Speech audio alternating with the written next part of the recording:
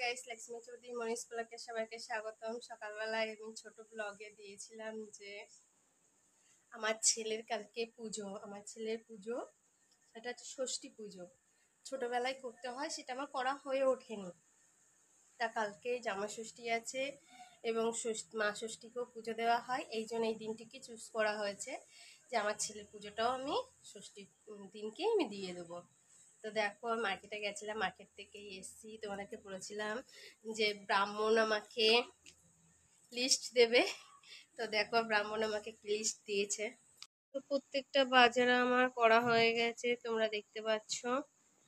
কলাটা বেশি লাগবে, পানটা লাগবে, সুপারিটা লাগবে, সব 21টা করে লাগবে, ডবল ডবল করে 5 রকম করে ফল লাগবে, তারপরে ওর নতুন বস্ত্র লাগবে, তারপরে এখনো ঠাকুরের থালা গ্লাস একটা কিনতে হবে, বাকিগুলো মিষ্টি ফুল অনেক কিছু এখনো বাকি রয়েছে সামথিং।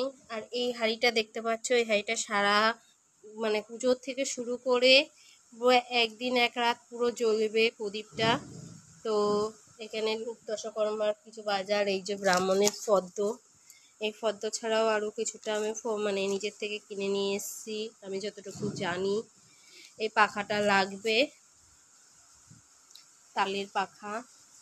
তারপরে 21টা হচ্ছে বাটি লাগবে, যেটাতে ভেতরে ঠাকুরকে 21টা ভাগে ভাগ করে সব দেওয়া হবে। 5 রকমের ফল ডবল ডবল লাগবে, তারপর হলুদ লাগবে, তেল লাগবে, আরও অনেক কিছু বাকি আছে। কিছুটা বাজার আমি কমপ্লিট করেছি। আমার মাটাকে কেমন লাগছে বলো? আমার ছেলের পুজোটা করব করে একদম করা হয়নি। ছোটবেলায় বিয়ে হবে সেই আশা করে বসে থেকে লাভ নেই, ঠাকুরকে পুজোটা দিয়ে ফেলে রেখে লাভ নেই। এটা ছোটবেলায় করে দেওয়াটা উচিত, কিন্তু আমার করতে পারিনি, হয়ে ওঠেনি বলে। কিন্তু এখন আমার ঠাকুরটা চাইছে আমার পুজোটা, আমার ছেলে ঠাকুরকে পুজোটা দিয়ে দেওয়াটা ভালো, নাহলে আগা বিঘা ছাড়ছেই না আমার ছেলেটার। আমি চাই আমার ছেলে সবসময় ভালো থাকুক।